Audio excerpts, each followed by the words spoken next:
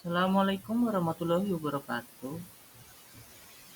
Saya Ahmad Faisal Huda akan menguraikan penjelasan mengenai aksi nyata 1.1 untuk pendidikan guru penggerak angkatan 11 dari kelas 11 472. Setelah saya melaksanakan semua kegiatan di modul 1.1, saya merasa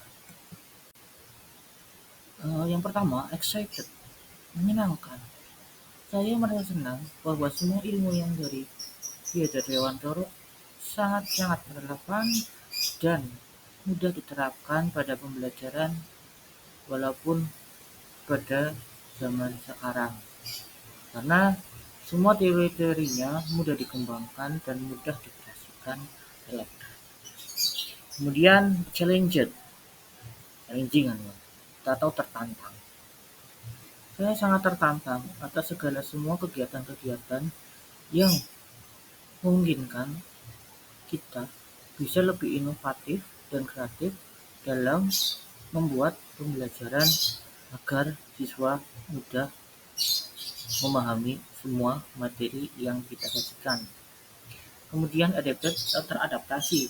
Saya merasa diri saya itu teradaptasi bahwa semua teori-teori ataupun semua filosofi-filosofi yang dijelantarkan dari awal oleh Belajar Dewantoro itu sangat bagus untuk perkembangan anak.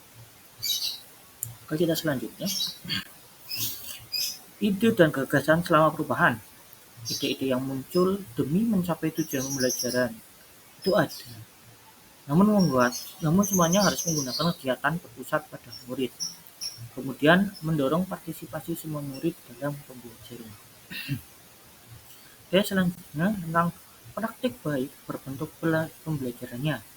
Murid melakukan kegiatan yang variatif, terintegrasi dalam mencapai pembelajaran. Nanti akan disebutkan pada selanjutnya. Murid memiliki kesempatan yang sama dalam berpartisipasi dalam pembelajaran. Ini untuk poin 2 itu kita bisa membuat pembelajaran yang adil agar semuanya bisa berpartisipasi. Dalam artian adilnya dalam berpartisipasi ya. Itu dalam kelompok ataupun dalam bimbingan individual, kita harus melihat kemampuan siswa dan perkembangannya. Dan kita harus melakukan proporsi waktu yang adil secara sosial. Ada proporsi waktu-waktu tersendiri di situ agar siswa sama-sama berkembang sesuai kemampuannya secara optimal. Oke, selanjutnya ini tentang praktik baik. Contoh praktik baiknya nyatanya itu contohnya ini pembelajaran bangun ruang menggunakan benda yang digunakan sehari-hari. Contohnya tabung itu toples, kotak itu kotak pensil atau balok, kemudian kubus, contohnya di situ ada Rubik. Kemudian dari contoh pembelajaran yang lain itu pembelajaran P5, itu secara kontekstual mengenal cara menanam biji-bijian, dari siswa langsung benar-benar menanam biji-bijian tersebut pada tanah dan bukan dari media tanam lain yang biasanya kadang sekarang sudah ada banyak di marketplace, ada media tanam yang sudah dibuatkan. Dan kami langsung mencari tanah yang kira-kira subur, dijelaskan bagaimana tanah yang subur itu seperti apa dan bagaimana cara menanam yang baik itu seperti apa. Selanjutnya di sini ada pembelajaran mencacah benda menggunakan benda sekitar. Karena mungkin siswa itu sukanya kalau matematika itu lebih baik itu benda konkret ya. Jadi kami menggunakan benda konkret, menggunakan benda di lingkungan sekitar.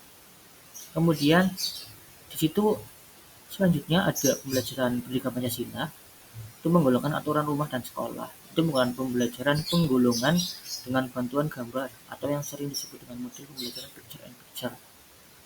Oke, selanjutnya tentang feedback dari siswa. Nah, ini beberapa feedback ataupun yang sering kita sebut dengan umpan balik dari siswa.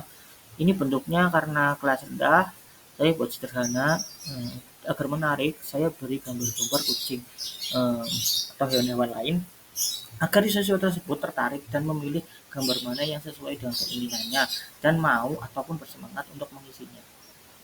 Selanjutnya di sini ada ekspresi-ekspresi siswa yang merasa hanyut dalam pembelajaran tersebut ataupun sedih. Mungkin dari saya segitu saja. Barangkali ada kesalahan atau kekurangan ataupun saran, silahkan dimasukkan di kolom komentar ya. Terima kasih.